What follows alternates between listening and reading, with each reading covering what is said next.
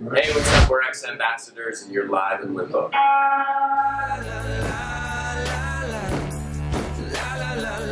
This is Andreas Babiolakis with LiveInLimbo.com, and I'm fortunate enough to be at Adelaide Hall with ex-ambassadors. How are you guys doing? Good. Doing good. Oh. So, speaking of new releases, you've got The Reason. You're excited that this is now out, right? Yeah, it's been out. It's been out for a couple months now, and we're really, really proud of it. It's something we worked really hard on, and I think it's some of our best work to date.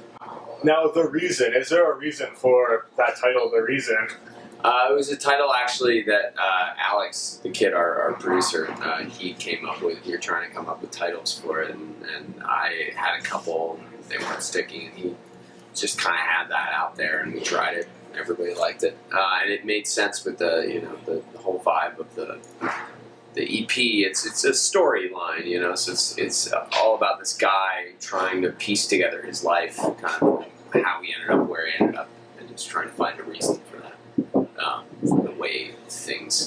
The way the cards kind of fell. So, what inspired this kind of a story for you to tell? It's a story about a guy who had to give up on his dreams and move on to something different and kind of start a new life and start over again.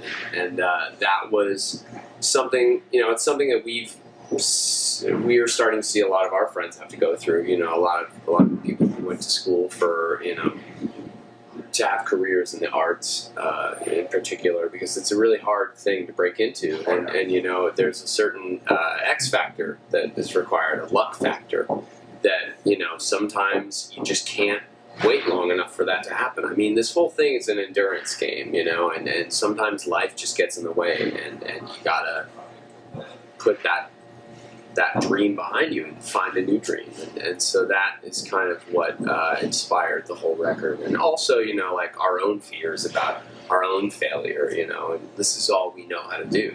We've only been in bands, we've only played music our entire lives. That's all we know.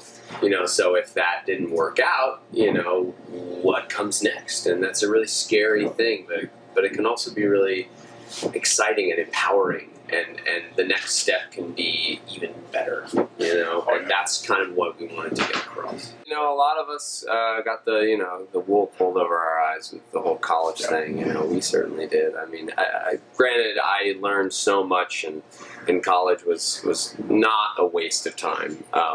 But did it really help my career at all? I don't know. It helped your knowledge of the craft itself, yeah. I would say. We wouldn't have met him if we hadn't gone to college. There you go, exactly. Yeah.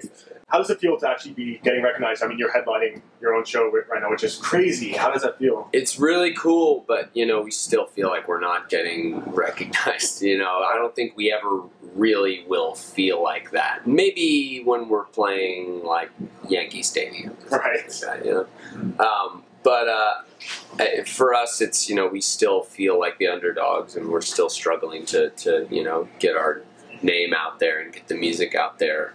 But it's cool because now what we're seeing is there's a little bit of a groundswell, and we have our own fans who are diehard fans now, and that is something that is like, that's a sign that you're doing something right. So it's encouraging for us to see that. But we still feel like there's a lot of work to be done, and there's a lot of years to get to. So. We were outside at 5:30, and there's already a lineup outside. Great. Of your fans, so there you go. Awesome. More pumped and all of that. I'm telling you, man, devoted. Our fans are the best. They're the best. Is there any way that you wish to strive to keep going and perhaps moving up, like to get to maybe Yankee Stadium, or? Yeah. Oh my God. Yeah. Totally. Any blueprints as to how to do that, or? If you know one, please tell me. Enlighten me. I wish there was. That the thing is, you just never know how it's going to happen. We certainly still feel like it hasn't happened yet for us. We're definitely things are always improving. And right now it's kind of like slowly going up. We haven't hit a downhill, which is decline yet, which is great. Yeah, which is great. But for us, we just have to keep our heads down and keep writing and keep working and keep touring. keep building our fan base. Touring is really where we see the most results. Yeah. You know, from building everything from practical, from a practical standpoint, from like our socials and like all that stuff. You know, it's touring. That's what it does. Connecting with your fans and connecting with new fans. It's so cool. It's so cool, and it's really humbling. You know, to talk to a lot of our fans after the shows, and you know, these kids who are just so passionate about music who we've never met before, Right. you know, who aren't like our friends. That's crazy. If there's any blueprint that we have for our success, that's definitely it. Yeah. That's the only tangible. You know, there's no way for record labels or anything to quantify connecting with people or connecting with an audience, Yeah. other than having an artist actually do so in a physical setting, which we found, you know, tenfold is true. So Yeah. I think that's really been our blueprint going forward, is just winning people over face to face. That's what you gotta do. Yeah, exactly. Speaking of winning people over, you've got this new EP out, but when are you going to release that full length that will slay everybody, that will open the doors to the Just masses? slaughter the masses, just Game of Thrones. Red Wedding. It's like Black Wedding, I guess, was where the Black Building. It'll be probably January of 2015 is when we're looking to release the full length. We're gonna, after this tour, we're gonna start pre-production, and that'll kind of go through the summer while we're doing some festivals. Then we'll probably tour again in the fall, and then buckle down and just finish the rest of the record. I mean, it's gonna be kind of piecemeal between some of the stuff on Love Songs, Drug Songs, and some of the stuff on The Reason.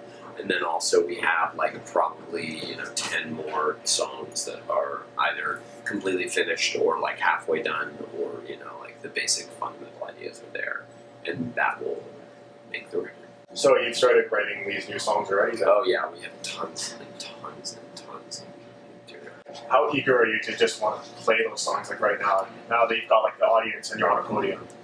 Well, not too eager, because we really want to get them perfect in the studio first before we bring them out on the road. That's a really important thing for us for when we present them to everyone, to present them in the final finished form that we are super proud of. So. Perfect. To go back to the studio, because you said this new EP has got like a story to tell. How did it work? Did you guys come up with the music first, or did the lyrics come first and you had to match it with the music? I mean, it was kind of the music coming first, and then I realized that most of the songs were all about the same thing, and then I kind of pieced it together that, oh wow, this is a story. The subconscious is a crazy thing, and it's really crazy. So, yeah, it kind of just happened like that, and then, once they were all the pieces were in place, it was just a matter of arranging the track list in a certain way that made sense with the narrative. That's really sweet. Yeah. What was the music making process then? Like, since it came first and the lyrics came afterwards, like, did you guys jam together? Did you bring ideas to one another, or how did this piecing together come to fruition? Well, for The Reason, we literally recorded. We were on a tour with a band called the Mowglis last year, and got off that tour, and literally it was like we weren't planning to release an EP. There was a song that Sam sang the hook on with Eminem, and so that sort of created a sense of urgency for the label to want to kind of release some new material, and so it was pretty out of nowhere, where it was sort of like we got off tour, and luckily we're always writing, so we kind of had a head start. But we had started it on the road. We had been recording these songs, but we didn't know that there was like a release coming, really. And then it was sort of like, okay, we have like 10 days or something to turn these songs in, and we didn't step foot into a studio.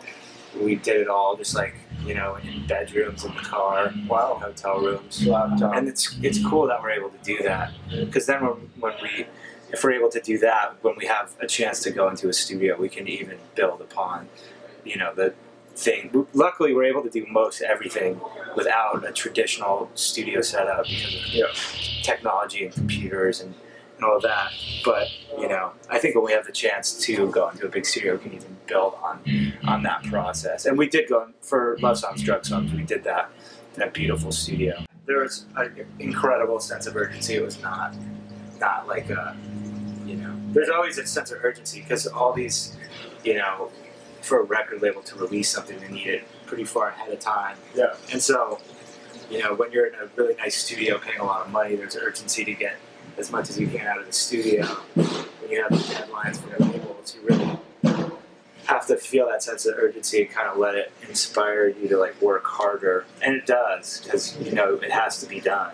Or are there any rather modern artists or albums as of late that help influence your band or even your new releases? Or? Yeah, totally. What have we been listening to?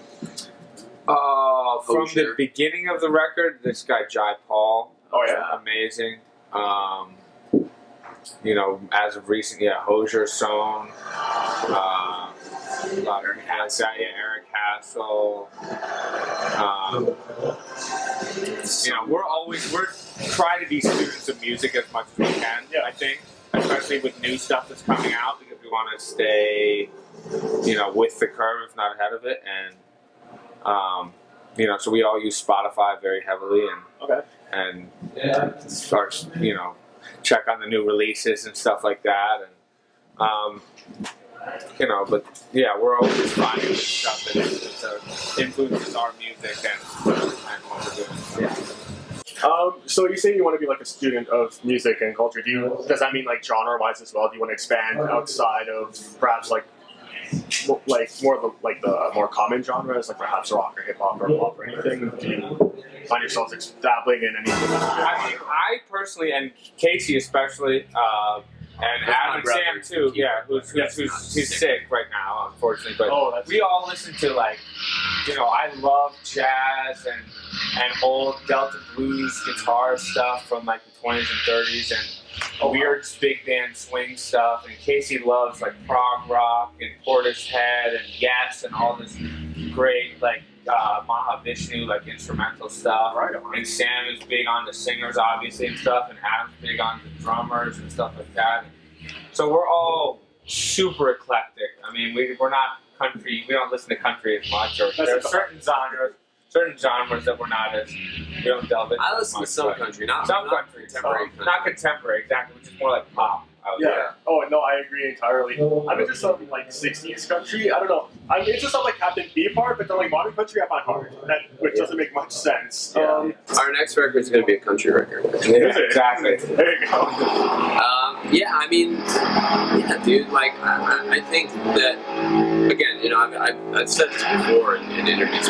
We all come from hip hop backgrounds. You know, we grew up listening to hip hop, and the way hip hop beats are constructed is, you know, taking elements from wildly different genres and putting them together. You know, like having a klezmer sample over like a jazz breakbeat. You know, with some like kind of like maybe a Sly and the Family Stone like vocal sample, something like that. Like three completely different genres, or like and then like electric guitar coming in, so you got rock and roll, and that is what people in you know, in that world think of as fresh and new and cool and innovative. That's what's cool. Stuff, some new kind of sound that no one's really heard before, that is meant like melding together these genres. That's both familiar and unfamiliar at the same time. So we are going to continue doing that. That's kind of been the basis for our sound. You know, is like trying to, okay, what can we do right now that nobody else is doing, and but that still is still incorporating elements that people can like latch onto. That's that's what we want to do forever. Perfect, and I hope it goes that way. Me too. Where can we find all of you online, either collectively or separately?